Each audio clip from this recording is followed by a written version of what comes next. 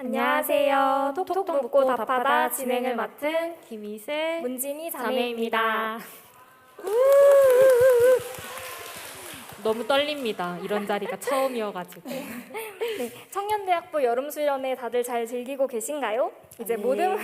모든 프로그램을 현장에서 하지는 못하지만 어느 때보다도 더 다양하면서 신앙의 기본을 잘 다질 수 있는 좋은 기회가 된 것 같아서 하나님께 감사합니다. 톡톡 묻고 답하다가 이제 수련의 마지막 순서인데요. 온라인, 오프라인으로 참여하시는 모든 분들 끝까지 함께 해주셔서 은혜 많이 받으셨으면 좋겠습니다. 많은 분들이 신청서를 통해서 아주 진솔한 질문들 해주셨어요. 근데 아까 이제 목사님이 말씀해주셨다시피 시간상 다 답해드릴 수는 없는데 대신 이제 온라인 콘텐츠로 답을 가질 예정이니까 콘텐츠에도 많은 관심 부탁드립니다. 네, 톡톡 묻고 답하다 이제 게스트 자기소개하는 시간을 가져볼게요. 이제 우리 청년분들은 익숙한 분도 계실 거고 이제 익숙하지 않은 분들도 계실 텐데요. 이제 이효은 목사님부터 소개 부탁드릴게요. 네, 반갑습니다. 방금 전까지 또 얼굴 봤는데 인사하려니 되게 민망하네요. 청년대학부 담당하고 있는 미소천사 이효은 목사입니다. 반갑습니다. 네, 초대해 주셔서 감사합니다. 청주순복음교회 세젤예 전도사 한이슬 전도사입니다. 만나서 반갑습니다. 세젤리아가 무슨 뜻이죠? 세상에서 제일 예쁜 전도사 맞나요? 아, 네, 이거를 본인의 입으로. 네. 너무 마음에 들어요. 저 하면 되는 거예요? 네, 저는 청주순복음교회에서 초등부 그리고 찬양사역 담당하고 있는 세젤귀 해야 되는 세젤귀 김여섭 전사입니다. 반갑습니다. 전도사님 그 머리띠가 굉장히 잘 어울리시네요. 네. 제가 목요일 날에 우리 청년 수련회 뭐 했었죠? 생라이브요. 생라이브 음악방송에서 제가 퀴즈를 맞춰가지고 상품을 탔습니다. 나비요정 세트인데 제가 정말 기대하고 오늘 왔어요. 일부러 노란색 맞추려고 흰색 옷을 입었는데 나비요정 날개 옷이 너무 조그만 거예요. 그래서 할 수 없이 이거 머리띠도 너무 작은데 한쪽에다가 이렇게 걸치기만 하고 나왔습니다. 약속을 지키는 전도사입니다. 네, 너무 아쉽고 그리고 그때 같이 선물을 받은 친구들 같이 하고 나올 줄 알았는데 차재훈 형제님 함께해요라고 댓글 달았는데 오셨나요? 네, 그리고 은서자매 그 핑크색 선글라스 정말 탐났거든요. 이거라도 아쉬운 대로 하고 왔습니다. 감사합니다. 네, 이제 그 본격적으로 이제 묻고 답하는 시간을 가져볼 건데요. 되게 다양한 질문들을 주셨고 비슷한 고민을 하는 청년들이 많아서 좀 비슷한 것끼리 묶어서 많은 청년들에게 답이 될 수 있는 질문 6가지를 준비를 했습니다. 그래서 혹시 자기 질문이 선택되지 못했다라는 아쉬움이 있더라도 네, 아까 말씀드렸다시피 온라인 콘텐츠로도 답을 가질 예정이니까 네, 아쉬워하지 말아주세요. 네, 진희자매 첫 번째 질문 해주세요. 네. 이제 먼저 일단 질문 읽기에 앞서서 저희가 이렇게 카드 2개를 준비했어요. 이제 질문이 많다 보니까 제한된 시간 안에서 해야 되기 때문에 저희가 이제 이렇게 노란 카드를 들면 이제 답변 들을 시간이 1분이 남은 거고 이제 이 빨간 카드를 들으면 이제 답변을 정리해 주시면 이제 원활한 진행이 가능할 것 같습니다. 퇴장인가요, 퇴장? 이효은 목사님 때문에 생겨난 네, 어떤 말이 길어질 수 때문에 있는 생겼다고요? 약간 그런 아, 이런. 네, 그래서 여기를 한번 참고해 주시면 좋을 것 같아요. 네, 제 첫 번째 질문은 이제 신앙생활과 관련된 질문입니다. 신앙을 너무 놓아버린 것 같아 걱정입니다. 일상에서 주님을 잊고 살 때도 많고 신앙심이 약해진 걸 느낄 때 어떻게 이겨내야 하나요? 오랜 신앙생활을 하다가 지치셨던 적은 있는지, 있다면 그럴 때 어떻게 해결하셨는지요? 네, 코로나가 시작되고 나서 이런 고민을 하는 분들이 더 늘었을 것 같다는 생각이 들어요. 이제 저 역시도 신앙생활을 하면서 이제 일상 속에서 주님을 잊고 살 때도 너무 많았고 이제 매일 시험에 빠져서 헤매고 있습니다. 이제 어떻게 하면 좋을지 저도 너무 궁금한데요. 세젤리의 한이슬 전도사님, 네, 한이슬 전도사님 답변 들어볼까요? 네, 우리는 사람이기 때문에 신앙생활 하다가 오늘 질문처럼 신앙을 놓아버릴 때도 있고 또 일상에서 주님을 잊고 살 때도 있고 또 신앙생활 하다가 지칠 때도 있어요. 특히 코로나 상황 가운데 좀 우울감이나 지치는 상황들이 생기는 것 같아요. 시간은 없지만 잠깐 물어보면 요즘에 좀 저도 지치는 것 같아요 하는 사람 살짝 물어봐도 될까요? 살짝 손 들어서.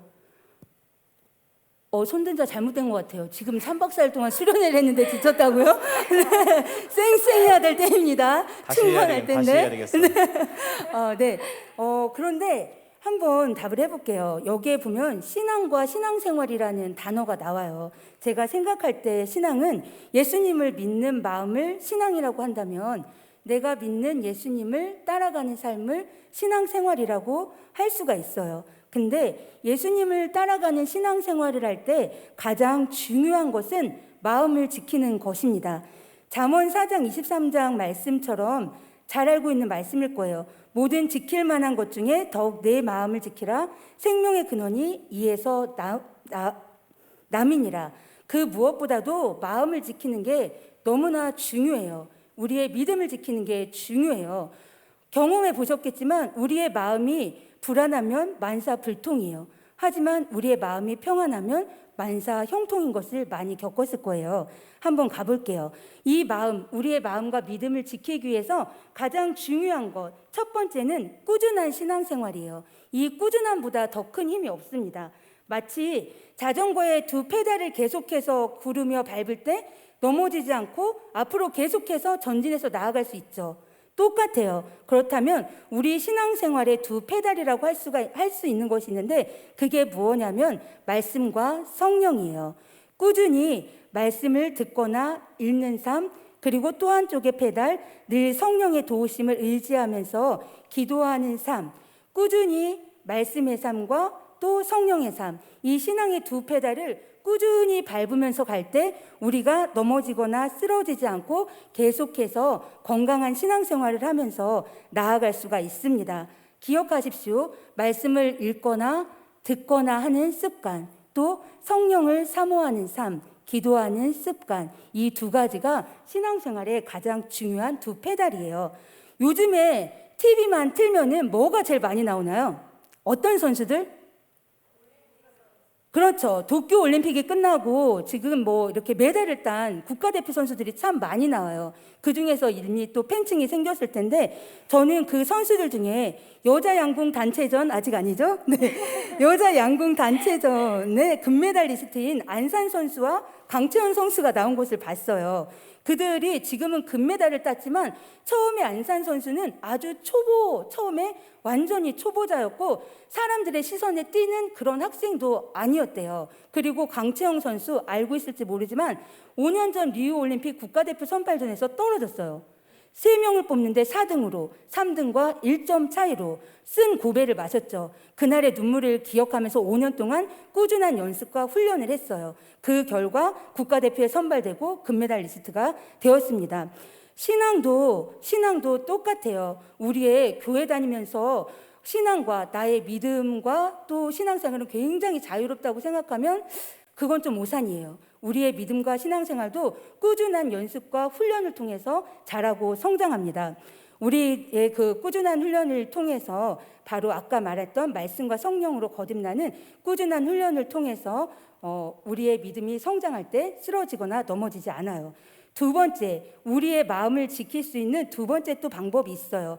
내가 주님을 잊고 사는 것 같고 믿음이 약해지고 지치는 것 같을 때 바로 하나님께서 그렇기 때문에 믿음이 연약한 자에게 붙여주신 목자가 있어요. 우리를 꼭 목자와 연결시켜줘요. 우리 청년대학부의 목자는 누구인가요? 이효은 목사님이 목자예요. 바로 미소천사예요. 미소천사. 이거 너무 탐나요. 저도 한미모 예전에 저 그렇고요. 네, 그 미소천사 이효은 목사님을 찾는 거예요. 내가 약해지고 내 믿음이 지칠 때는 나에 대해서 하나님 다음으로 나의 영혼의 상태를 가장 잘 알고 있는 목사님을 찾아와서 신앙의 이야기를 하는 거예요. 신앙이 깊은 상담이 될 수도 있고 믿음에 대한 가벼운 대화도 괜찮아요. 그럴 때 나의 마음이 다시 회복됩니다. 또 하나 믿음의 친구들이 너무나 중요해요. 내가 굉장히 다운되고 지칠 때 혼자 있는 게 아니라 믿음의 친구들을 만나서 지금 우리 같은 공동체 있잖아요. 청년 공동체. 친구들을 만나서 이런 고민을 털어놓고 이야기를 하는 거예요. 그러다 보면 나 이런 신앙적인 고민이 있어. 친구한테 말하면서 서로의 고민을 나누면서 이런 신앙적인 고민과 갈등들을 해결해 나아가는 거예요. 그래서 믿음의 지체와의 관계가 너무나 중요하고 또 어떨 때는 하나님의 일방적인 은혜로 회복될 때가 있어요. 난 너무 지쳐서 굉장히 다운돼 있는데 난 아무것도 노력한 게 없어요. 그런데 어느 날 그냥 가만히 앉아서 멍 때리고 있어요. 기도하는 것도 아니고 하는데 그냥 마음 가운데 은혜가 부어질 때가 있어요. 뭔가 하나님의 뜻이 깨달아지고 내 영혼이 힘을 얻어요. 그럴 때는 하나님의 일방적인 은혜예요. 하나님 우편에 계신 예수님께서 나를 위해 기도하고 있구나. 그리고 누군지 모르지만 누군가 나를 위해 기도하고 있구나. 이렇게 되면서 회복이 되어질 때도 있어요. 굉장히 감사한 마음이 퐁퐁퐁 쏟아나죠. 그리고 세 번째, 또 지혜로운 그리스도인들은 이 방법을 씁니다. 바로 무엇이냐면 은혜를 받을 수 있는 기회를 놓치지 않아요. 바로 이번처럼 여름 수련회가 있잖아요. 이렇게 수련회와 같은 특별한 신앙 프로그램이 있어요. 이럴 때 꼭 참석하셔서 이럴 때 은혜를 비축해 놓는 거예요. 여름 수련회가 은혜를 받기 또 성령 충만하기 가장 좋은 것이 바로 이런 특별한 수련회예요. 이럴 때 참석해서 은혜를 비축해 놓으면 최소한 한두 달, 세 달 하반기를 빵빵하게 지낼 수가 있습니다. 그러다 또 은혜가 떨어져요. 겨울 수련회 또 참석해요. 그리고 그 중간중간 또 떨어져요. 그러면 교회에 또 신앙 프로그램 있죠. 그거를 참석하는 거예요. 마치 슈퍼마리오 게임 아세요? 슈퍼마리오 게임에서 걔가 이렇게 하다가 슈퍼 버섯을 먹죠. 아이템을 먹으면 파워가 어떻게 돼요? 파워가 업되죠. 그것이 바로 이 특별한 수련회예요. 수련회에서 아이템을 따먹으면 내 파워가 업되고 비축이 돼요. 그거 갖고 몇 달 써요. 그리고 또 떨어지면 또 비축을 하는 거예요. 그게 지혜로운 그리스도인의 신앙생활에 다운해서 회복할 수 있는 아주 좋은 방법입니다. 네. 그렇습니다. 네. 여러분 다음 겨울 수련회 네. 꼭 참석하시라는 말씀입니다. 그렇죠? 네. 그렇죠. 화이팅, 화이팅. 네. 또 하고 싶은 말씀이 제 마이크를 꺼는 오해가 있으실까봐 말씀드리는데 제가 부탁한 내용 아닙니다. 네, 목사님을 네. 찾아야 된다, 수련해야 된다. 절대로 그런 내용 아닙니다. 그렇죠, 그렇죠. 좀 사족을 붙이자면 사실 저도 얼마 전에 좀 지쳤어요. 조금 지쳤어요. 코로나에 대한 우울감과 성도님들을 막 만나서 서로 믿음의 교제도 나누고 이래야 서로 그러면서 회복되고 하는데 그게 길어져서 그런지 저도 좀 우울하고 왠지 지치더라고요. 그럴 때 김희슬 자매가 저를 찾아왔습니다. 톡톡 묻고답하다는 프로그램이 있는데 저를 섭외하고 싶다고. 할렐루야. 저 정말 충만하지 않은 상태였지만 바로 이런 거를 활용하는 거예요. 이거는 내가 지금 충만해서 할 자신은 없지만 이걸 준비하면서 내가 어떻게 하겠어요? 하나님을 더 집중적으로 바라보겠죠. 기도하고 말씀을 보겠죠. 청년들을 위해서 수련회 행사를 위해 기도하겠죠. 그러면서 제 신앙이 회복되는 거예요. 이런 은혜 받을 기회를 놓치지 않는 것입니다. 화이팅! 화이팅. 화이팅! 감사합니다. 네. 네, 좋은 답변 감사합니다. 이제 어려운 시기를 지나면서 우리 모두 신앙이 흔들리더라도 꾸준함으로 그리고 옆에 있는 동역자들과 함께 잘 지켜나갔으면 좋겠습니다. 아멘. 네, 이제 다음 질문 읽어볼 텐데요. 이번 질문은 연애와 관련된 질문입니다. 네, 질문 읽어드릴게요. 연애하고 싶네요. 정말 기도하다 보면 이 사람이라 하는 게 있나요? 질문자분 여기 계시네. 와, 역시. 익명인데 역시 익명이어가지고 저는 사실 누가 질문했는지는 모르는데 질문자분 이제 제 생각에는 소개는 많이 들어오는데 이제 자만추라고 연애를 안 하시는 게 아닌지 한번 이제 생각을 해봅니다. 네, 이제 교회에 다니면서 믿음이 있는 분들은 구체적으로 기도한다고 하는데 저는 뭐 개인적으로 어떤 사람을 만나고 싶다 기도해본 적이 이제 없어요. 그래서 뭐 어떻게 기도해야 하는지 정말 운명의 상대가 나타나는지 한번 들어보고 싶습니다. 김요셉 전도사님 답변 들어볼까요? 네, 네, 제가 그래도 효 목사님보다 결혼을 늦게 해가지고 연애가 그래도 제일 최근인 것 같아가지고 저한테 질문이 온 것 같아요. 한 전사님처럼 매우 열변을 토할 자신은 없고 옆에서 아주 좀 당황스러웠어요. 이 시간이 몇 분이에요? 나 궁금한데. 10분인데 10분이에요? 네. 여유 있습니다. 10분 해도 괜찮아요? 네, 한번 해보겠습니다. 그러면 사실 관심이 제일 많다고 하는 게 맞는 것 같아요. 지금 청년의 때를 보내면서는 제일 연애라는 것이 어떤 앞으로 뭐 결혼을 생각하느냐, 비혼이냐, 미혼이, 뭐 독신이냐, 뭐 이런 거 다 떠나가지고 당장 어떤 로맨스에 대한 어떤 환상이 다 있잖아요. 그죠? 그런 것들을 추구하고 또 뭔가 때때로는 이거 영화 같은 어떤 막 그런 연애도 한번 꿈꿔보기도 하고 그런 막 가슴이 터질 것 같은 설렘도 한번 느껴보고 싶고 그런 때가 이제 청년의 때인 것 같습니다. 연애를 하시는 분도 계시고 연애를 지금 안 하고 계신 분도 못하는 분은 없을 거라고 생각합니다. 안 하는 거라고 잠정적으로 전제를 하고요. 저는 이제 그냥 딱 O냐 X냐라고 대답을 한다고 하면 이 질문은 조금 잘못됐기 때문에 X라고 생각을 해요. 그 사람을 그러니까 누군가 모를 어떤 판타스틱한 사람을 그려놓고 그 사람을 만나게 해주세요라는 기도는 잘못됐다는 생각은 있어요. 그런데 연애를 만약에 시작했다 혹은 이제 우리 친구들 표현으로 썸이 시작된 어떤 좋은 사람이 있다고 했을 때 그 사람의 관계가 앞으로 발전적이고 미래적일 수 있는지에 대해서 묻고 또 그걸 준비하는 기도는 굉장히 필요하다는 생각은 있어요. 그러니까 배우자에 대해서 기도하는 거 되게 중요한데 마치 점집 가서 묻는 것처럼 하나는 이 사람이죠. 이번에는 아니에요. 그럼 빨리 점지를 해주세요. 제 주위에 좀 나타나게 해주세요. 이렇게 하는 기도는 좀 잘못된 것이 아닌가라는 생각을 해요. 그런 걸 좀 전제로 해서 얘기한다 그러면 연애를 시작할 수 있는 그런 준비는 뭘까라는 생각을 되게 많이 했어요. 제가 저희 교회에 2012년도 가을에 갑작스럽게 이제 초등부 파트 사역자로 오게 되면서 횟수로는 이제 올해가 10년째가 된 거예요. 되게 긴 시간이었고 제가 20살 막 올라왔을 때 봤던 지체들이 이제 30이 되고 막 이랬어요. 많은 시간들을 보면서 그때 저는 그 10년 동안 저는 연애를 못 했거든요. 뭐 이유 그럴 만도 하지 뭐 이러지 마시고 이유가 있었던 것도 있겠지만 제 마음에 되게 연애에 대한 마음이 좀 멀어져 있었어요. 뭐 그런 것도 이유가 될 수 있는 것 같아요. 그런데 연애라는 것을 통해서 얻을 수 있는 시간은 이렇게 나를 좀 발견하는 시간이 돼야지 되는 것 같아요. 그러니까 연애를 준비하는 것부터 준비한다는 표현이 좀 그렇지만 뭐 막 몸을 만들고 막 내가 살을 빼야지 연애를 하지 뭐 이런 게 아니라 내가 준비되는 사람이 돼야 되는 것 같아요. 누군가를 만나기 위해서. 지금 이제 제가 뭐 오늘 약간 과시용 책입니다. 이거는 책 중에 이런 책이 있어요. 팀 켈러 결혼을 말하다라는 책이 있거든요. 팀 켈러라는 분의 결혼을 말하다는 책이 있는데 한번 좀 권해드리고 싶고 한번 읽었으면 좋겠는 건 이런 얘기들이 나와요. 그 배우자나 혹은 연애 대상자를 선택할 때 무엇을 제일 중점 사항으로 두느냐. 아까도 얘기했던 내가 판타스틱한 어떤 드라마에서나 볼 법한 막 대기업의 막 이런 얘기들, 막 개그 소재로 사용하는 것처럼 그 남자가 막 되게 괜찮은 남자인데 막 지하철 타고 성실한 줄 알았는데 사실은 집에 막 람보르기니가 있고 막 이런 이상한 얘기들을 하는 이런 것들이 알게 모르게 우리의 어떤 사고 속에 이렇게 들어오거든요. 그러니까 이게 가치를 어디에 두느냐라는 개념으로 접근을 해보면 돈 좀 있어야지. 어렵지 않을 만큼은 있어야 되지 않겠어? 외모도 나보다는 괜찮아야 되지 않겠어?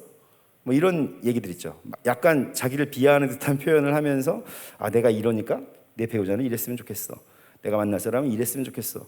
뭐 저도 사실 약간 그런 컴플렉스 같은 게 좀 있었던 것도 같아요. 그런 게 약간의 목표가 됐을 때 연애할 수 없다는 거죠. 그 김지훈 소장님이라고 좋은 결혼 연구소인가요? 만남 연구소인가? 그 소장님 계신데 그분이 그런 얘기를 했어요. 자매들한테 충고하면서 내 주위에 정말 이 사람이 나한테 대시한다면 나 좀 열 마음 있어. 썸을 시작할 마음 있어 라고 생각하는 사람 이름 3명을 쓰래요. 그리고 난 다음에 그 이름에 다 죽었다라고 쓰라고 하더라고요. 뭐냐면 내가 되게 이상적이고 좋다고 생각하는 그 사람은 누구나 다 이상적이고 호감적으로 본다는 거죠. 그러니까 내가 정말 필요로 하는 사람을 곁에 두는 그런 마음보다 내가 누구나 말하는 아주 좋다고 생각되는 사람을 꿈꾸면 연애는 좀 어그러지게 시작돼요. 그러니까 내가 한쪽이 뭔가 희생하게 되고 한쪽이 뭔가 그걸 갭을 메꾸기 위해서 굉장히 노력하게 되고 연애라는 건 그런 게 아니잖아요. 연애를 우리 청년들이 정의할 때 어떻게 정의할지 모르겠지만 저는 연애를 나를 좀 알아가고 또 나를 배워내는 시간이다라고 표현하고 싶어요. 교회 안에서는 특별히 그런 것 같아요. 무슨 얘기냐면 그 배려한다 혹은 뭐 존중한다, 신뢰한다 이런 표현들은 사실 외적인 거하고 상관없이 내면적인 문제들이거든요. 그러니까 외적인 것 때문에 어떤 게 이루어질 수 있는 것은 외적인 요인 때문에 금방 바뀌어요. 그러니까 연애를 준비하는데 내가 너무 막 그렇게 멋있고 좋은 사람을 생각한다면 그 사람이 사고가 나서 얼굴이 갈리면 뭐 헤어질 건가? 그런 문제들이 너무 극단적인 표현이긴 하지만 그런 문제들이 생길 수 있다는 거죠.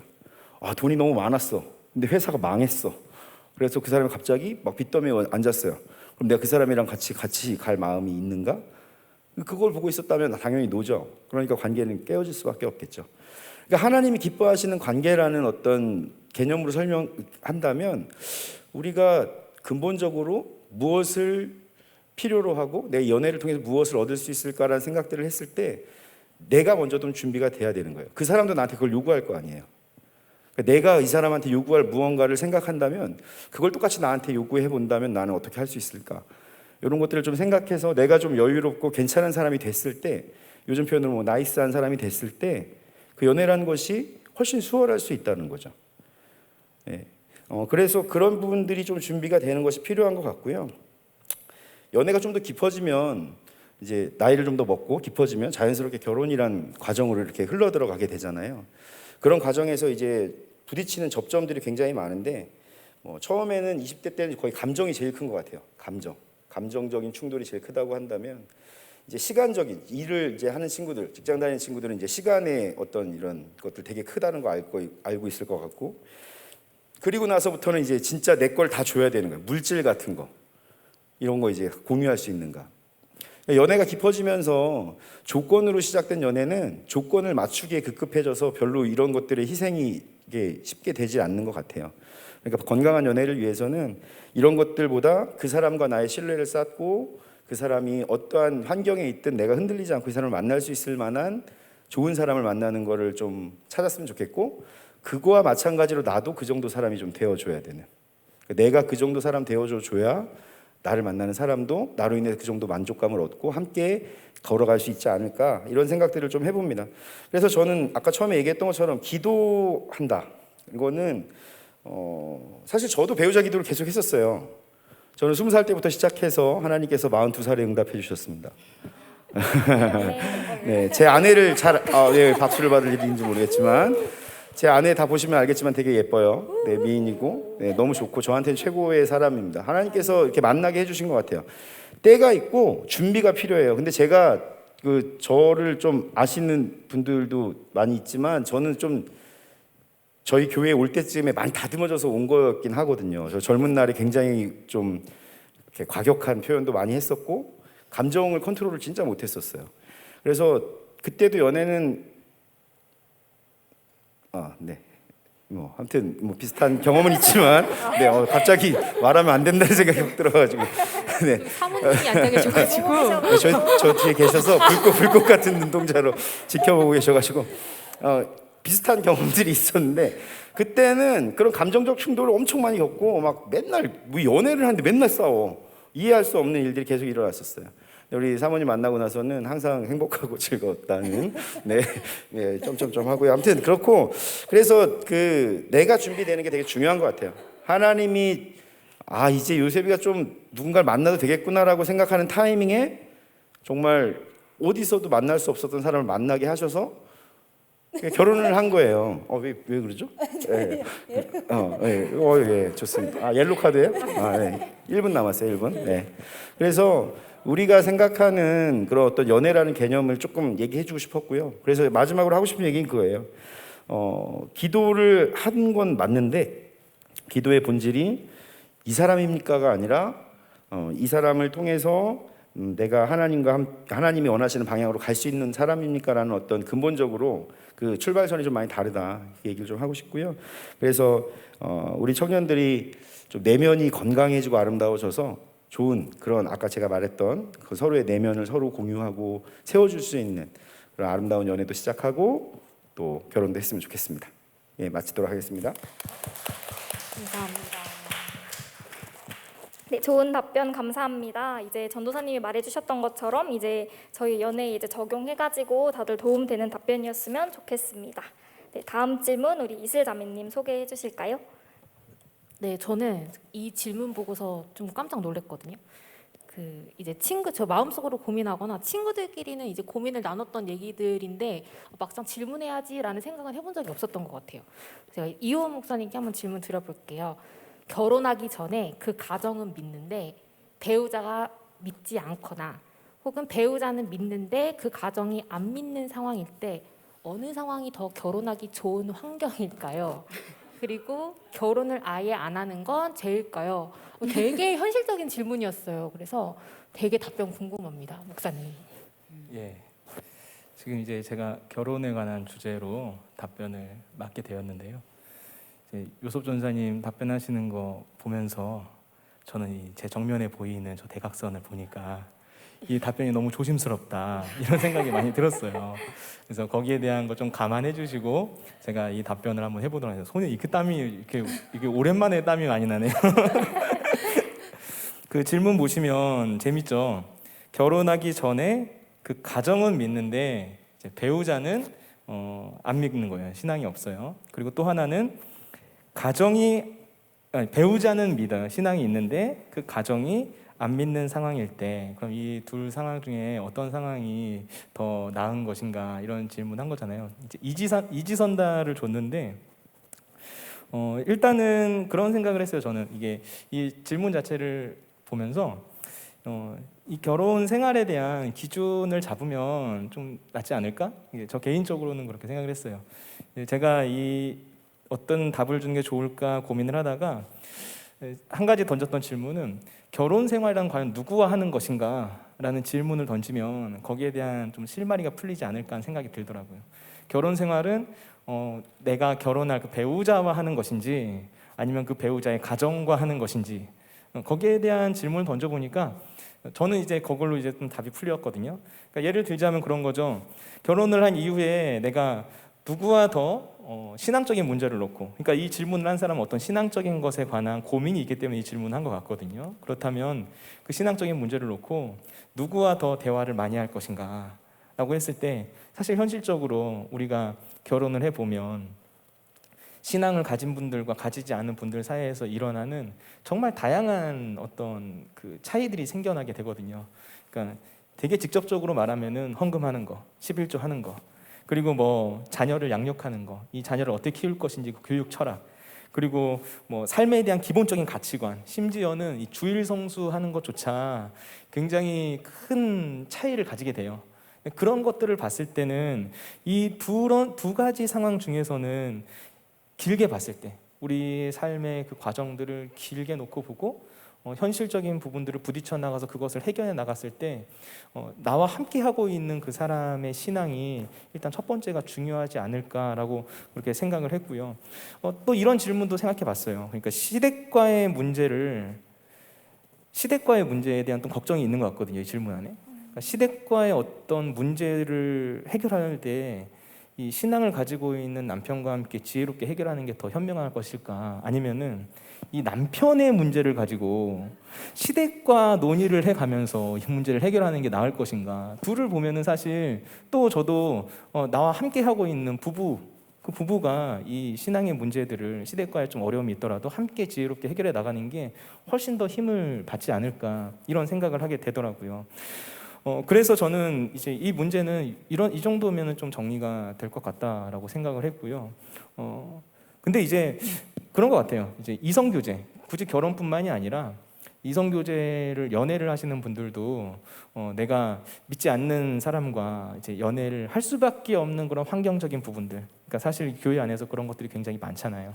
그러니까 자매님들이 월등히 많고 또 어떤 시대적인 그런 흐름도 있고 그런 부분에 있어서 저도 사실 사역을 하면서 크리스천이 아닌 이제 남편과 결혼하게 되는 경우들을 굉장히 많이 봤거든요. 이제 그런 현실적인 문제 앞에서 우리가 고민하게 되는 그런 부분들을 봤을 때 비기독교인들과의 그런 어떤 연애 또는 결혼까지 좀 더 확장해 보자면 거기에 대해서 이제 책을 찾아봤는데 그 크리스천 연애 상담을 주로 하시는 그 헨리 클라우드라는 분이 계세요. 근데 그분이 썼던 책에서 이 세 가지 조건을 제시했어요. 제가 그걸 적어왔거든요. 첫 번째가 뭐냐면 나 자신의 신앙과 신념에 대한 분명한 태도를 가지고 솔직하게 상대방에게 말할 수 있어야 된다. 이게 이제 첫 번째 조건이고요. 두 번째는 뭐냐면 상대방이 나의 믿음과 신념 그리고 교회의 활동을 충분히 이해하고 배려해 줄 수 있어야 된다. 이게 두 번째고요. 그리고 마지막 세 번째는 건강한 연애에 대한 고민을 나눌 수 있는 믿음의 공동체 그리고 멘토가 있어야 된다라는 거예요.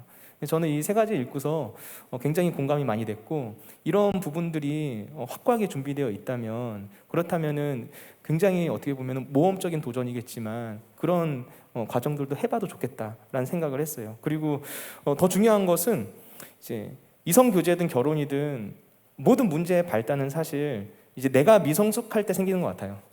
그러니까 상대방이 미성숙한 거라기보다는 내가 먼저 미성숙하기 때문에 생기는 것이다라고 생각을 하게 되고요. 아까 나왔었던 그 연애에 대한 질문하고도 연결되는 게 이제 기도를 하면 이제 어떤 뭐 이 사람이다 하는 그런 게 있느냐 이런 질문이었잖아요. 근데 그 질문 보면서도 들었던 생각이 우리가 이제 배우자에 관한 기도를 할 때 그 상대방을 놓고 항상 기도하거든요. 상대방을 놓고 이런 배우자, 이런 사람, 이런 어떤 과정, 뭐 이런 거 상대방에 관한 주제들을 놓고 기도하는데 나를 먼저 놓고 기도하면 어떨까? 내가 먼저 좀 좋은 배우자가 되고, 내가 먼저 좀 성숙한 사람이 되고 하는 것들을 먼저 그걸 놓고 작정 기도하고 금식 기도했다, 새벽 기도했다라는 얘기 별로 못 들어온 것 같아. 상대방 배우자에 대한 기도 제목을 가지고 그런 뭐 새벽 기도하고 작정 기도, 금식 기도하고 하는 거는 들어본 것 같은데요. 본인에 대한 본인이 내가 좋은 결혼 상대방, 배우자가 되기 위한 기도의 제목을 가지고 기도한 경우는 많이 못 본 것 같거든요. 사실 우리에게 필요한 건 그것이 먼저 아닐까라는 생각을 해요. 그리고 여기 질문이 또 하나 나왔어요. 결혼을 아예 안 하는 건 죄일까? 제가 또 시간을 너무 많이 쓰는 것 같은데 결혼을 하지 않는 건 죄일까? 이 질문 보면서 들었던 생각은 뭐냐면요. 굉장히 위로해주고 싶었어요. 그러니까 왜 위로해주고 싶었냐? 그 사회적인 분위기, 또 가정 안에서의 분위기, 교회 안에서의 어떤 분위기가 결혼을 하지 않으면 뭔가 잘못되고 부족한 것만 같은 그런 느낌을 주는 그런 문화와 분위기가 이런 죄의식을 느끼게 만든 것이 아닌가라는 그런 생각을 하게 됐거든요. 그래서 그런 부분들을 생각하면서 저는 이제 사실 좀 성경도 좀 찾아보고 고민을 좀 해봤어요. 그런데 그 교회 공동체 안에서의 그런 삶의 모습들을 보면은 특별히 이제 성경을 봤을 때 성경에서 굉장히 강조하는 내용 중에 하나가 고아와 가부들에 관한 내용이거든요. 그러니까 뭔가 우리 표현을 하자면 한부모 가정과 같은 뭔가 우리가 생각하는 좀 완성되어 있는 가정의 모습이 아닌 그런 사람들에 대한 관심과 돌봄 이런 것들이 이 하나님의 사람들에게 필요하다. 하나님의 백성들에게 필요하다. 이게 구약 성경에서부터 신약 성경까지 꾸준히 이어오는 하나의 공통적인 생각이에요. 그런 생각이. 그러니까 성경을 봤을 때도 그렇고 예수님도 보시면 예수님도 싱글이었거든요. 예수님만이 그럴 수 있다 이렇게 생각할 수도 있는데 예수님도 싱글이었어요. 그리고 바울도 싱글이에요. 바울도 이제 성경을 보면 성경 구절도 좀 찾아봤는데 이걸 좀 읽어드리긴 좀 그렇고 그래서 이런 것들을 전체적으로 봤을 때 우리가 더 넓은 관점에서 이 가정이라는 것을 생각하는 게 좋지 않을까. 그러니까 구약에서 하나님께서 가정이라는 것을 만드시고 신약 시대에 와서 교회가 세워지고 그리고 그 교회가 그리스도의 몸이 되고 그게 결국 온 인류, 유대인과 이방인, 헬라인 뭐 모든 사람들을 다 통틀어서 한 가족이 되게 하는 이 넓은 관점에서 보면은 교회라는 곳은 결혼을 하든 하지 않았든 아니면 그 가정에 어떤 어려움과 문제들이 있든 무언가 좀 부족하든 모든 사람들을 다 품어줄 수 있는 그런 분위기와 그런 환경들이 조성이 돼야 되는데 그게 안 됐기 때문에 이런 죄의식을 느낀 게 아닐까라는 생각이 들더라고요. 그래서 저는 죄가 아니다. 죄가 아니고 그리고 예수님께서 이제 하신 말씀 한번 읽어드리면 마가복음 19장 11절과 11절에서 이렇게 말씀하셨어요. 예수께서 이르시되 사람마다 이 말을 받지 못하고 오직 타고난 자라야 할지니라 한 다음에 그 다음이 중요한데요. 어머니의 태로부터 된 고자가 있고 사람이 만든 고자도 있고 천국을 위하여 스스로 된 고자도 있도다. 이 말을 받을 만한 자는 받을지어다. 예수님께서 하신 말씀이거든요. 그러니까 태어나면서부터 이성과의 결혼이 어려운 그런 어떤 생물학적인 알겠습니다. 그런 것들을 가지고 있는 사람이 있을 수 있고요. 그리고 또 하나는 사람이 만든 어떤 사고와 불이한 일이나 여러 가지 환경적인 요인으로 인해서 혼자서 살아가게 되는 사람들이 있고요. 또 스스로 된 고자가 있다. 하나님 나라의 일을 위해서 결혼하지 않고 혼자 사는 사람이 있다는 거예요. 그러니까 이거는 사실 죄라고 볼 수는 없죠. 근데 이 사회적인 분위기, 문화 이런 것들로 인해서 우리가 그런 것들을 포용해주지 못하는 것, 거기에 대한 고민을 좀 하게 되는 것 같고요. 그리고 앞으로 교회가, 저는 사실 그렇게 생각해, 목회자로서 교회가 지금은 괜찮은데 앞으로 한 20년, 30년, 40년 후에 지금 싱글로 살아가고 있는 많은 분들, 오늘날로 치면 독거노인이라고 말하는 그런 분들로 연결될 수 있잖아요. 저는 그런 걸 생각하면서 그런 마음을 가져요. 정말 좋은 믿음의 공동체가 함께 하고 있다면 그렇다면은 그런 것들이 퇴장이 날라왔습니다. 네. 정말 좋은 믿음의 공동체가 함께하고 있다면 그렇다면 그런 것들이 문제가 되지 않지 않을까, 그런 생각을 하면서 좀 위로해주고 싶은 마음이 들었어요. 이 질문을 보면서. 네, 이상입니다. 네, 저 한마디 더 해도 돼요? 네네. 네. 독신에 대해서 저도 이제 이 질문은 사실 제가 담당한 건 아니었는데 관심이 되게 있었어요. 저희 교회는 좀 없어요. 근데 제가 이제 좀 대형 교회에 있었을 때에 40대 넘은 자매들 안에 이제 농담처럼 나는 독신의 은사가 있어, 막 이런 얘기 하시는 분들이 계셨고, 실제로 결혼에 대해서 마음이 아예 없으셨던 분들이 있었어요. 그리고 그분들은 굉장히 주의 일을 하는데 헌신적이고 자기의 물질과 재능과 시간을 아주 전폭적으로 사용하시는 경우들도 많이 있었어요. 그것을 이제 아까 얘기하셨던 그 세 부류 중에 마지막 부류라고 우리가 볼 수 있는가라는 고민도 조금 약간 있지만, 한 분을 좀 소개해드리면서 이 독신에 대한 부분이 결코 죄가 아니다라는 것을 좀 말씀드리고 싶었어요. 존 스토트 목사님이라고 굉장히 유명한 목사님이 계시거든요. 이분이 이제 90세를 사시면서 되게 수많은 그 기독교 서적들을 쓰셨어요. 이 목사님도 독신으로 사셨어요. 근데 그분이 썼던 글이 제가 있었어서 좀 발췌를 해왔습니다. 제가 그냥 읽을게요.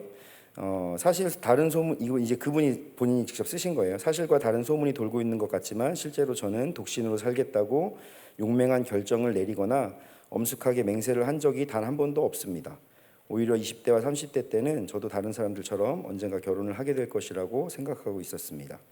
실제로 하나님이 제 평생의 동반자로 택해 주신 것 같은 여성과 관계를 진전시킨 일도 2차례나 있었고, 하지만 결정의 순간이 다가왔을 때 하나님이 앞으로 나아가는 확신을 충분히 주지 않으신다는 느낌이 들었고, 따라서 저는 뒤로 물러났습니다. 이런 일이 2차례 반복되니 저는 자연스럽게 하나님이 나더러 독신으로 살기를 바라신다는 생각을 하게 된 것입니다. 시간이 지나 뒤늦게 생각한 것이긴 하지만 저는 그 이유를 알 것 같습니다. 만약 제가 가족을 책임져야 했다면 지금까지 해온 것처럼 멀리 여행을 다니거나 그토록 많은 글을 쓸 수 있었을까요? 이렇게 쓰셨는데요. 그러니까 이분의 삶은 이런 하나님의 특별한 목표와 계획 안에서 그렇게 되었다라고 돌아보니 알았다라는 거예요. 그러니까 지금 목사님 말씀처럼 그 어떤 특별한 경우 외에는 사실 대부분의 결혼에 대한 마음이 있게 되고, 독신이라는 뭐 요즘은 비혼주의자도 많고 뭐 많은 얘기들이 있지만 성경적으로 봤을 때 독신과 결혼에 대해서 어느 한쪽이 죄다라고 되어 있는 부분은 없다는 게 맞는 것 같고요. 대신에 저는 한 가지 더 얘기하고 싶은 건, 결혼은 천국 생활의 그림자다라는 글을 봤었어요.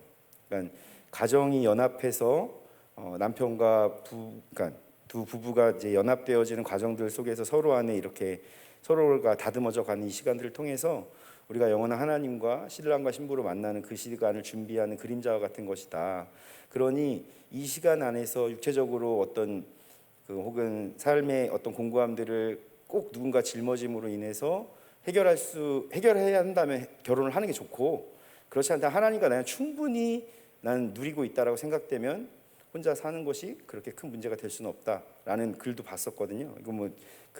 이것도 잠깐 얘기했던 이 책에 나와 있었습니다.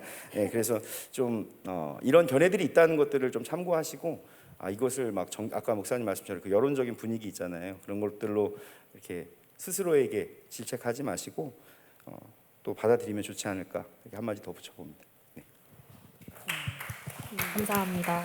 근데 저는 사실 이 질문 듣고서 좀 편견이 많이 깨진 것 같아요. 실제로 결혼은 그 성경에서 반드시 해야 된다라고 전 들었었고, 결혼이 당연한 거고 마치 하지 않으면 그 하나님의 뜻을 좀 거스르는 거다라는 어떤 그런 좀 압박감도 좀 많이 받았었거든요. 근데 그 지금 말씀을 들어보니까 꼭 결혼이라는 거에 집중을 하기보다는 하나님이 가정을 만드신 목적, 결국에는 그리스도인의 목적인 것 같아요. 그러니까 그 가정을 통해서 세상의 변화를 이끄시는 게 하나님의 목적인데 그게 가정이 아니고 내가 또 다른 공동체에서 그 역할들을 한다면 그것이 꼭 어떤 두 사람의 만남이 있는 가정이 아니어도 되고 생육과 번성이라는 아이들 그 태어나는 어떤 그것도 꼭 아이를 내 뱃속에서 낳아야만이 어떤 그것만이 아니라 또 내가 지금 고등부 선생님들 교사분들도 계시는데 지금 교사분들이 하시는 것도 사실은 생육과 번성에 맞는 어떤 그런 역할들을 하시는 거니까 굉장히 좀 되게 생각이 좀 많이 바뀌었던 것 같아요. 그래서 청년분들한테도 굉장히 많은 도움이 되는 대답이 되었을 것 같습니다. 네. 네. 제 마이크가 계속 이렇게 일부러 꺼놓은 정말 요약을 너무 잘해주신 것 같아요. 정말 그 부분을 좀 이야기하고 싶었고요. 저보다 정리를 더 잘해주셨네요. 네. 그러면 시간이 좀 많이 갔지만 그래도 청년분들이 많이 궁금했던 질문이어서 네. 이 정도 시간은 괜찮다라는 생각이 들었습니다. 네. 다음 질문 해볼까요? 네, 다음 질문은 진로와 관련된 질문입니다. 학업 때문에 직장을 퇴사하고 공부를 시작했습니다. 불안한 미래 때문에 기도를 하지만 자꾸 튀어나오는 불안함을 내려놓고 싶습니다. 저와 같은 경험을 했다면 어떻게 하나님께 내려놓으셨는지 궁금합니다. 질문자분 회사를 다니면서 이제 그만두고 이제 다시 학생으로 돌아간다는 선택이 정말 쉽지 않은 결정이었을 것 같은데 선택하신 질문자님의 선택에 박수를 보내고 싶습니다. 네, 학업과 취업의 문제로 우리 청년들 고민이 참 많을 텐데요. 불안한 미래에 대한 걱정은 모두가 조금씩은 하고 있지 않을까 생각됩니다. 인생의 선배님이신 한이슬 전도사님 답변 부탁드려요.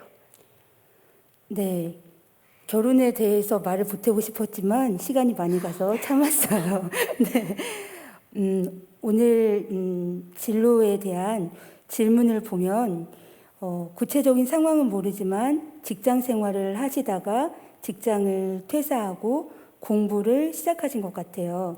이것만 해도 대단한 결단이고 근데 공부는 하고 있지만 과연 내가 잘한 선택을 한 것인지 또 미래를 생각해 볼 때 불안한 미래 때문에 또 불안해하고 기도를 하면서도 계속해서 불안함을 느끼고 있는 그런 형편인 것 같아요. 이 질문을 처음 읽을 때 생각나는 것은 저도 예수님을 만나기 전에는 염려와 불안함이 굉장히 많은 사람이었어요. 완벽주의 성향인데다가 그런 불안함이나 염려함. 그래서 말씀 중에서도 예수님께서 부활하셔서 처음 제자들에게 나타나서 가장 첫 질문이 평안하니요? 평강이 있느냐? 물어보셨잖아요. 그 말씀 너무 좋아하는데 불안과 염려가 많은 그런 사람인데 처음 생각난 건 제가 공부를 하고 있다고 했는데 저는 공부를 하다가도 다음 날이 시험이면은 공부를 하다가도 굉장히 불안이 막 엄습해 와요. 일반 사람들보다 더 큰 불안함을 느끼는 타입인 것 같아요.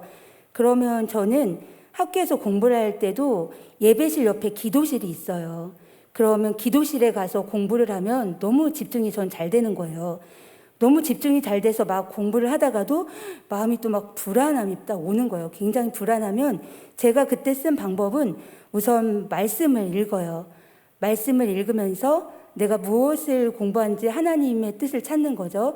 말씀을 읽으면서 마음을 정돈하고 그러면은 이제 마음 불안, 평안함과 나의 기준, 나의 가치를 찾기 전까지는 공부 더 하지 않아요.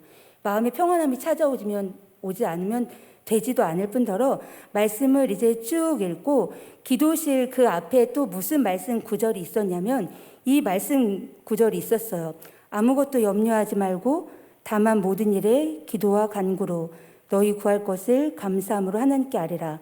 거기 아무것도 염려하지 말고 다만 모든 일에 기도와 간구로 그 말씀을 읽으면서 그 말씀대로 아무것도 염려하지 말고 다만 모든 일에 기도와 간구로 하라고 하나님께서 말씀하셨으니까 그 말씀대로 내 염려를 쫓아버리고 기도하고 간구하면서 하나님께 기도하고 간구하면서 나아가요. 그런 마음에 또 하나님의 약속과 확신이 주어지고 마음에 또 평안이 찾아와요. 하나님 약속에 대한 또 확신이 느껴지고 그러면 공부가 집중이 너무너무 잘 돼요. 그런 식으로 헤쳐 나아갔는데 이거는 처음 문제를 읽을 때 생각난 것이었고 아까 우리 이효은 목사님께서 그 말씀 설교 가운데에서 많은 부분 제가 이 질문에 답을 해온 것과 겹치는 부분이 많이 있었어요. 제가 학교를 다닐 때 인간 발달학 또 발달 심리학 시간을 굉장히 좋아했어요. 요람에서 무덤까지 각 단계별로 인간이 이루어내야 되는 그 발달 과업이 있는데 그 중에서도 저는 청소년기하고 청년기에 가장 관심이 많아요. 제가 청소년기 또 청년기 때 굉장히 불안한 시절을 보냈었고 그 시절이 또 가장 예민한 시기이기도 하고 그때 교수님께서 해주신 말씀이 무엇이냐면 청소년기, 청년기 때는 가장 중요한 게 자아 정체성, 자아 정체감이 확립되는 시기예요. 그런데 청소년기, 청년기까지 이 자아 정체성이 확립되는 시기인데 자아 정체성은 단순하게 무엇이냐면 내가 누구인가를 아는 거예요. 이걸 더 확대시켜 보면 자아 정체감이 확립되면서 나의 의식이나 가치관, 나의 세계관이 정립되는 거예요. 더 쉬운 말로 내가 무엇에 더 가치를 두며 살아갈 것인가, 내가 어떤 의식과 사고의식으로 살아갈 것인지, 세계를 어떤 관점으로 바라볼 것인지 이런 가치관들이 확립되는 시기라 너무나 중요한 거예요. 그런데 청소년기 때 이 자아 정체성이 어느 정도 건강하게 확립되지 못한 상태에서 청년기를 맞으면 오히려 청소년기보다 그 청년기가 훨씬 더 불안하고 혼란스럽고 혼돈스러운 청년기를 보낸다고 말씀해 주셨어요. 그래서 대부분의 사람들은 청소년기가 가장 예민하고 힘든 시기로 생각하지만 청년기가 훨씬 더 불안하고 혼란스럽고 힘든 시기라고 말씀을 해 주셨습니다. 이때 그래서 청년기 때 이 자아 정체감을 확립하는 그거가 너무나 중요한데 우리는 이미 예수님을 믿는 그리스도인이기 때문에 그리스도인의 자아 정체감은 예수님의 의식과 가치관을 만들어 가겠죠. 그리고 예수님의 기독교적인 세계관을 우리가 가지고 정립해 가며 만들어 가며 그렇게 청년기를 보낼 거예요. 그래서 이번에 그 수련의 주제처럼 아드폰테스 근원으로 돌아가라. 그 본질을 찾는 것, 본질을 찾아가는 것, 신앙의 본질, 가장 근원적인 것이 무엇인지를 찾고 나아가는 것이 중요해요.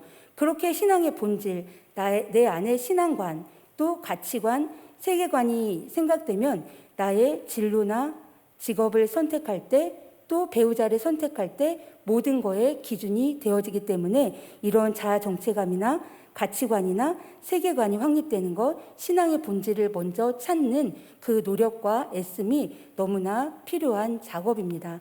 그래서 이번 청년 수련의 그 주제가 너무나 소중하고 귀하고 저는 청년 수련의 주제에 굉장히 가슴 벅차고 기대가 굉장히 많이 됐었습니다. 그렇게 본질을 찾아가고 있는 청년 수련회라 생각하는데 이게 직업과 왜 상관이 있냐면 그 본질을 찾아갈 때 나의 신앙의 본질, 나의 가치관이나 나의 세계관을 확립하면서 나아갈 때 우리 그리스도인에게 그 기준이 되는 것은 제가 처음에도 말씀드렸던 하나님의 말씀과 또 성령님의 도우심을 의지하면서 기도할 때 그 하나님의 말씀과 성령이 나의 그 신앙관이나 세계관의 본질이 되어져요. 그런 것들을 찾아갈 때 바로 이제 나중에 모든 것들이 해답을 찾을 수가 있는데 말씀에 이런 말씀이 있어요. 요한복음에 너희가 내 안에 거하고 내 말이 너희 안에 거하면 무엇이든지 원하는 대로 구하라. 그리하면 이루리라. 바로 신앙의 본질을 찾는 노력, 말씀 속으로 들어가고 내가 주님 안에 들어가려는 노력을 하다 보면은 그 안에서 내가 어떤 직업을 선택해야 될지 깨달아집니다. 너무나 자연스럽게 내 마음 가운데 감동과 깨달음이 찾아와요. 여기 제가 준비해온 정리해 놓은 걸 한번 읽어드려 볼게요. 하나님의 계획 앞에서 이 청년도 내가 직장을 퇴사하고 공부를 하고 있는 것이 맞는 것인지 그 불안한 미래 때문에 마음이 불안하죠. 내가 하나님의 뜻대로 잘한 선택인지 이런 고민 앞에 우리가 설 때가 많은데 하나님의 계획 가운데 인생의 중요한 선택 앞에서 우리는 자꾸 물어보게 돼요. 이게 하나님의 뜻이 맞는지. 근데 한번 볼게요. 아버지처럼 옆에 실제로 딱 계셔서 무슨 대학, 무슨 과 갔으면 좋겠다. 그렇게 물리적으로 확인 가능한 방법으로 하나님의 뜻이 다가오는 게 아니기 때문에 우리는 질문을 자꾸 이렇게 하게 되는 것 같아요. 그리고 불안하죠. 딱 떨어지는 미래가 아니기 때문에 하나님의 계획을 우리가 어떻게 알 수 있나요? 말했을 때 우리가 성경 말씀을 통해서 하나님의 뜻을 알아낸다고 얘기해요. 진부한 것 같지만 이게 정말 본질이고 정답이에요. 성경을 가지고 점을 치는 게 아니라 우리가 성경 말씀을 읽어서 하나님을 이해하게 되고 하나님이 우리에게 어떻게 다가오시는지를 이해하게 되고 또 하나님이 우리에게 어떤 삶을 살기를 원하시는지를 이해하게 돼요. 성경 말씀을 읽다 보면 그렇게 이해하다 보면 자연스럽게 우리 마음속에 이런 삶을 살아가야 하겠구나라는 생각이 듭니다. 나의 가치관이, 세계관이 만들어지는 거죠. 이런 삶을 살아가야겠구나 하는 깨달음이 자연스럽게 내 마음 가운데 일어나요. 이게 말씀의 비밀이에요. 그러면 그게 자연스럽게 내 삶에 가장 어울리는 방식으로 내 마음에 어떤 깨달음이 자연스럽게 또 찾아오냐면 말씀을 읽다 보면 또 기도하다 보면 그럼 나는 이걸 할 수 있겠구나. 이거라면 가장 잘할 것 같아. 이거라면 가장 의미 있을 것 같다. 내가 이걸 좋아하는구나. 내가 이걸 하고 싶다. 라는 감동이나 자연스러운 깨달음이 생겨요. 그러면 거기에서 망설이지 말고 그 깨달음대로 용기 있게 나는 선택하면 돼요.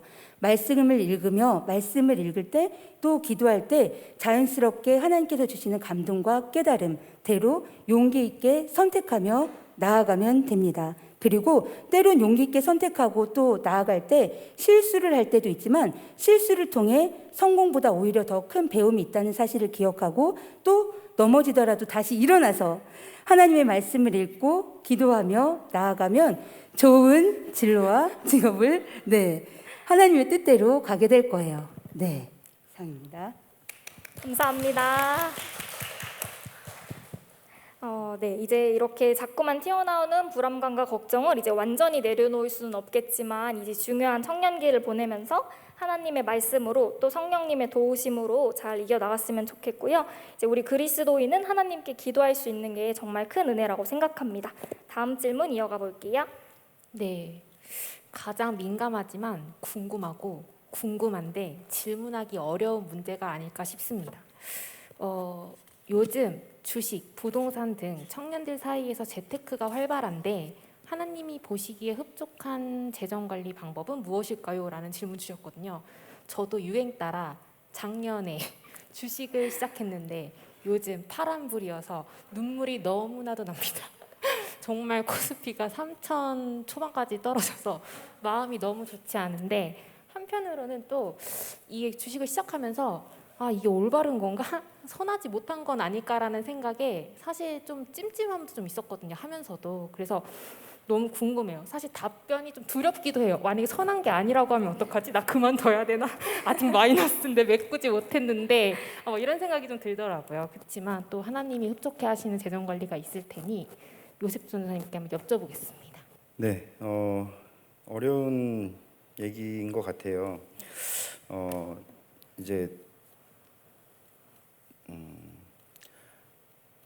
결혼을 아까 이제 연애나 결혼으로 연결돼서 그러면 뭔가 이제 새로운 시작을 준비할 때 필요한 게 무엇일까? 그러면 사실 우리가 아까 물질로서 완전 자유로울 수는 없지만 또 선한 청지기로 살고 그것을 잘 사용해야 되는 거 알고 있는데 현실적인 부담감은 또 너무 크거든요. 그리고 뭔가 성공했다는 사람들의 이야기가 너무 많이 들려요.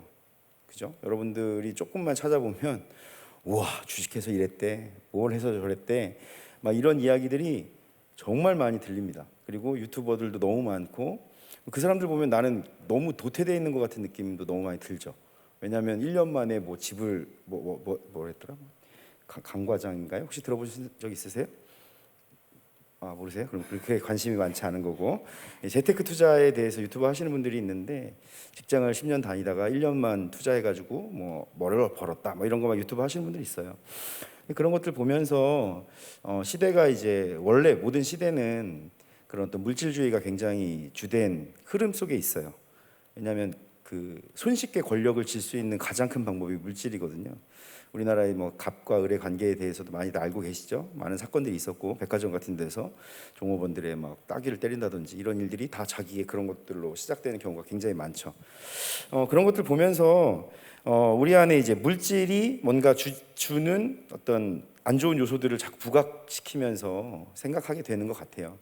성경적으로 어떻게 풀어줄 것인가, 어떻게 해석할 것인가, 어떻게 삶에 적용할 것을 나눌 것인가 10분 안에 얘기할 수 있는 건 아닌 것 같은데 큰 견지를 하나 좀 가져갔으면 좋겠다라는 생각은 있어요. 재정에 대한 나의 목표는 무엇입니까를 좀 질문을 던져주고 싶어요. 재정을 내가 막 소유하려는 나의 목표가 어디에 있는가? 내가 부자가 되고 싶은 부자 다 되고 싶죠. 그리고 부자가 되면 저는 하나님의 선한 일을 위해 쓰겠습니다. 지금 그렇게 얘기할 수 있어요. 내가 부자가 되려고 하는 이유가 무엇일까? 그것에 대해서 좀 생각해 봤으면 좋겠고요. 또 한 가지 그렇게 부에 대해서 내가 집착하고 있는데 그 부를 만약에 하나님 주신다면 나는 그것을 어떻게 사용할 것인가? 우리가 이론적으로 알고 있는 아까 제가 그냥 읊었던 이야기들 있죠. 어떤 목사님이나 어떤 전사님 혹은 교회 어른들이 어떤 질문을 했을 때 모범적으로 답할 수 있는 하나님이 축복 주시면 저 그거 선한 사업 위에 써야죠. 하나님 맡겨주신 거니까 제가 잘 쓸 거예요. 라고 얘기하는 어떤 이런 모범적인 답안들도 있겠지만 그게 맞는 얘기지만 우리가 과연 진짜로 내가 이런 물질에 대해서 노예로 살고 있는가 혹은 그 물질만을 위해 살고 있는가 아니면 그 물질을 통해서 나는 어떠한 일을 하는 사람이다라는 어떤 확고한 견지가 필요한 것 같아요. 그러니까 물질을 바라보는 시선이 내가 그것만 쳐다봐서 그거에 휩쓸려서 그것이 날 끌고 가는 삶인가 아니면 나는 그것을 충분히 다스릴 정도로 내가 하나님 안에서 충분히 성장한 사람인가 그거에 대한 견지를 좀 살펴봤으면 좋겠고요. 성경 안에서는 부에 대해서 두 가지 견지가 계속 나와요. 구약을 우리가 잘 살펴보면 아브라함에게 하나님이 복 주셨기 때문에 그 재산이 엄청 늘어나잖아요. 이삭에게는 복을 주셨기 때문에 막 많은 곡식을 거뒀어요. 실제로 그런 일들을 하나님의 복이라고 얘기하고 있어요. 그러니까 이 하나님의 축복으로 인해서 부유해질 수 있다는 건 사실이에요. 하나님의 복이라는 거죠, 그거는. 근데 중요하게 견지하고 있는 또 하나의 역할은 물질을 통해서 우리가 그것을 만몬처럼 우상으로 섬기고 그것에 휩쓸려가고 또 그걸로 인해 죄로 더 깊어지는 모습들이 있다라는 거예요. 이 두 가지를 계속 얘기하는 것은 물질을 통해서 우리가 어떻게 살아가야 되는가에 대해서 이야기해주는 방향을 정확하게 얘기해주는 것 같아요.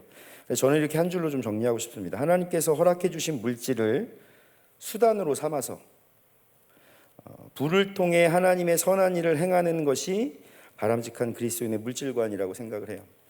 주식에 그러면 영역에서 이건 사실 저는 이제 김학철 교수님이 잘잘법에서 하신 말씀을 들으면서 어느 정도 공감했던 것이 있었어요.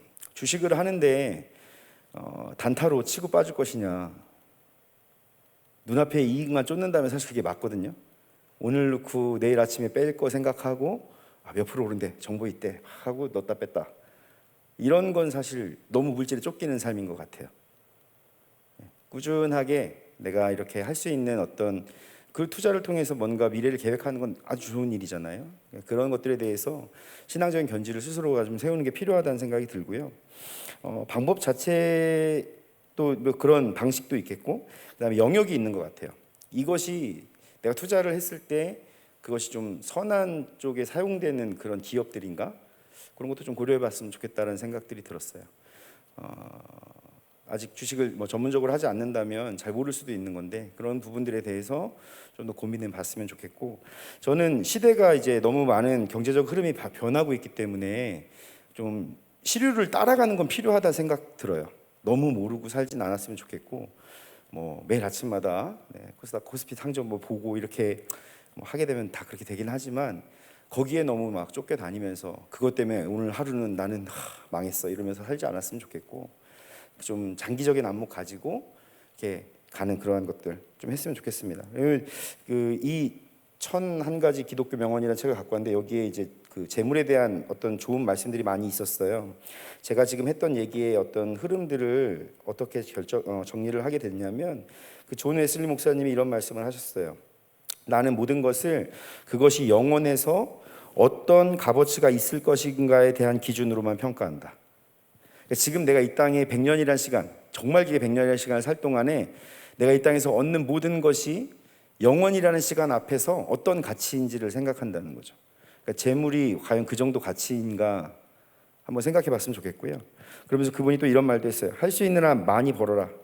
그리고 할 수 있는 한 많이 저축하고 할 수 있는 한 많이 들여라. 그러니까 많이 버는 건 사실 문제는 아니에요. 근데 방식들 안에서 우리가 아까 얘기했던 그것이 정말 짧게 막 물질에 휘둘려서 막 내가 이거 오늘 안 하면 안 돼 막 끌어모아서 때려 박았다가 막 반토막 나서 다시 막 이런 거는 절대로 하면 안 되는 거고, 여러분들 안에 하나님께서 주신 지혜 잘 공부하고 준비해서 그런 것들은 해나갔으면 좋겠어요. 그리고 이런 어떤 재정에 대한 부분은 하나님이 주시는 거라는 자유함을 좀 갖는 게 필요한 것 같아요. 마지막으로 좀 해주고 싶은 얘기인데 자유함을 좀 가졌으면 좋겠어요. 우리가 지금 여러분들이 누리고 있는 삶은 그러니까 누군가와 비교하는 순간부터 굉장히 불행하거든요. 그건 그런 것 같아요. 너무 불행해져요, 스스로가. 근데 하나님이 지금 주신 것에 대해서 자유하고 하나님이 주신 것에 대해서 만족할 수 있다면 지금 내 삶은 행복하거든요. 근데 자꾸 사람들이 말하는 어떤 기준들과 또 성공한 사람들이 말하는 가치 속에서 내가 그것을 쫓아가고 그 사람들이 이랬는데 나는 왜 이거밖에 못하지라는 어떤 잣대를 들이대기 시작하면 우리 안에 하나님 주시는 평안이나 행복은 다 없어지는 것 같아요. 그러니까 오늘을 살게 하시는 하나님의 은혜에 감사하면서 그 물질을 통해서 내가 무엇을 할 수 있을지를 생각할 수 있는 그릇이 된다면 그때 하나님께서 충분하게 채워주실 수 있지 않을까, 그런 답을 좀 드리고 싶습니다. 주식에 대해서 잠깐 보태도 될까요? 주식이요? 2분? 저한테 물어보시는 2분? 네. 미래 수업이라는 TV 프로그램 아세요? 거기에서 잠깐 굉장히 유용한 정보가 많이 나오잖아요. 잠깐 봤는데 저는 주식에 대해서 관심이 없는데 요즘에 청년들이 주식에 상당한 관심이 있고 청년들의 주식 투자자가 굉장히 많대요. 전문적인 용어로 개미 투자자라고 했었나? 그렇게 청년 주식 투자자들 말하더라고요. 근데 그 이유가 뭐냐면 요즘에 주택가가 엄청나게 상승했죠. 그리고 경제가 어려워서 청년들의 취업도 어렵고, 그래서 청년들이 이런 경제가 너무 어렵고 자기들이 계산해 봤을 때 몇십 년을 열심히 직장 생활을 해도 주택을 구입할 수 없고, 또 이렇게 직장 생활을 아무리 두들겨 봐도 큰 돈을 벌 수 있는 그런 경제나 사회가 아닌 거예요.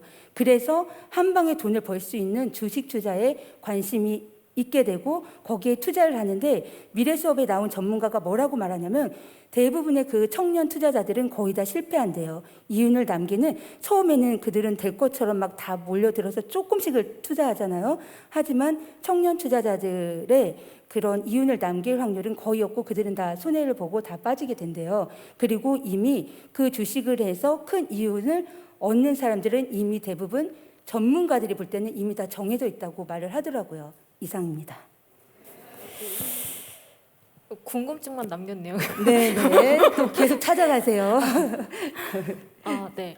근데 이게 그냥 아까 질문도 그렇고 결국에는 저희 목적이 중요한 것 같아요. 그러니까 돈을 아까 이제 전사님 말씀하셨던 것처럼 돈을 많이 버는 게 문제가 아니라, 돈이 많이 버는 게 잘못된 게 아니라 내가 이 돈을 왜 많이 벌어야 되지?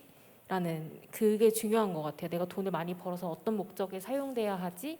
또 그 마음을 내가 잡는 게 중요한 것 같고, 네, 주식도 그런 것 같아요. 그러니까 수단에, 그러니까 뭐 법에 접촉한 뭐 어떤 불법인 거는 아니니까 그런 어떤 내가 어떻게 사용해야 되지라는 그 마음가짐을 잘 생각해 보시면서 그러면 좋을 것 같아요. 이제 제가 좀 얹을까요 하나? 그래도 몇 분 될까요? 얹으실 거죠? 네. 몇 분? 살짝 살짝이 몇 한 분이시죠? 2분? 2분? 한번 도전해 볼까요? 2분? 네. 2분? 네, 살짝 해볼게요. 2분? 되게 긴장되네요. 지금 이제 돈에 관해서 이슬점이 얘기했던 부분에서 좀 생각이 난 게 있어가지고 얘기를 한 가지 하자면, 저는 사실 저도 한창 주식 열풍 막 그때 얘기 막 나올 때 하고서 주식을 해볼까 생각을 했었어요. 저 역시. 근데 이제 제 아내가 극구 만류를 했어요. 그러니까 왜 만류했냐면 이게 죄다 아니다 이걸 떠나서 제가 성향 자체가 한 가지 좀 이렇게 몰두하면 되게 많이 몰두하거든요. 그러니까 집중을 못 해요. 그걸 해야 돼요. 꼭. 그러니까 그렇게 주식을 하게 되면 목회를 너는 할 수가 없다. 근데 제가 그 얘기를 듣는데 공감이 되더라고요. 그래서 저는 일단 주식은 안 합니다. 저는 그걸 일단 밝혀드리고요. 이제 주식이 죄냐 아니냐 뭐 약간 이런 개념으로도 고민을 하실 것 같아요. 그래서 거기에 대해서 그냥 살짝 중요한 부분을 언급하자면 저는 그런 생각은 해요. 방금 이제 이슬자매님 얘기해 주셨던 것처럼 이 수단과 목적에 대한 분별이 굉장히 중요한 것 같아요. 수단과 목적. 그러니까 돈이라는 거, 이 재화라는 것은 사실 무언가를 하기 위한 수단으로 만들어진 거거든요. 인간이 만든 거예요. 그러니까 이거는 목적이 될 수 없거든요. 수단이에요. 근데 이 돈이 가지고 있는 위험성이 뭐냐면 이 성경에서도 마지막 때 이 돈을 사랑하는 사람들이 생겨난다. 그리고 성경에서 돈을 사랑하는 게 일만하게 뿌리가 된다. 이런 말씀을 계속 경고의 메시지를 주거든요. 그러니까 예수님께서도 하나님과 재물 두 주인을 섬길 수 없다 말씀하셨고요. 그러니까 이 돈이라는 것이 가지고 있는 위험성이 뭐냐면 이 수단으로 존재해야 하는 돈이 목적이 되어 버려요. 그런 기능이 있어요, 돈은. 그래서 내가 이 돈을 수단으로서 정말 사용하고 있는가? 아니면은 돈 자체가 목적이 되어 버렸는가? 그러니까 거기에 대한 걸 정리를 좀 하시고 그 개인의 어떤 그 실제적인 그 재테크, 그러니까 뭐 주식이나 뭐 비트코인 하신 분 계세요 혹시? 뭐 비트코인이나 뭐 이런 것들을 한번 깊숙이 들여다 보시면은 저는 사실 그 개인이 답을 알 거라고 봐요. 그러니까 이거는 율법적으로 주식 자체가 죄입니다, 아닙니다 이런 걸 떠나기 이런 걸 판단하기에 앞서서 그런 기준을 가지고 자신의 어떤 그 재정 관리 상태나 투자인지 투기인지 그걸 정확하게 분별을 해보면 어느 정도 답이 나올 거라고 보거든요. 근데 이제 그 문제를 스스로 직면하기가 굉장히 힘든 거죠. 그 문제를. 그 부분을 한번 깊이 생각해 보시면 좋을 것 같고요.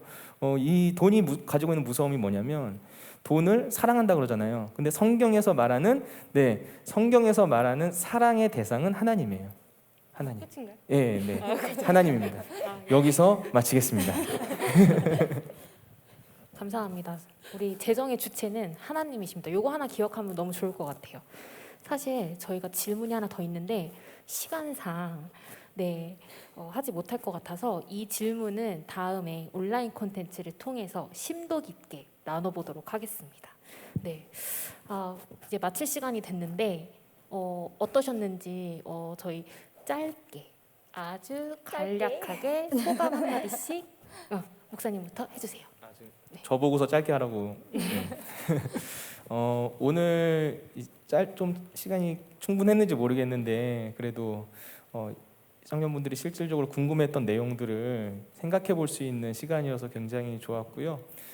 그 중간중간에 이제 캐치해서 들으시고 가져가실 만한 내용들이 있었을 거라고 봐요. 그래서 그런 내용들 잘 기억해 주시고 혹시 이런 비슷한 신앙생활에 대한 궁금증이나 질문들 있으시면 언제든지 이제 저 개인 이메일도 괜찮고요.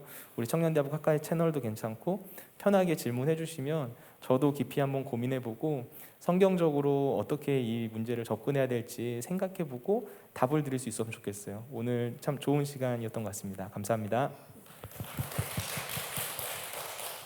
네, 청년들의 고민과 함께할 수 있는 시간이 너무 참 감사하고 행복했어요. 다음에는 이 제목처럼 다음에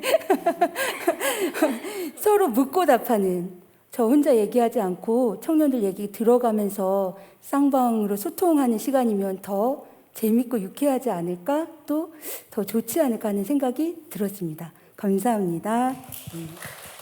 네, 이렇게 두서없이 많은 얘기했는데 하나님께서 잘 들을 수 있도록 해주셨다고 생각하고 이렇게 개인적으로 대화들을 나눌 때 좀 했던 이야기들이었던 것 같아요.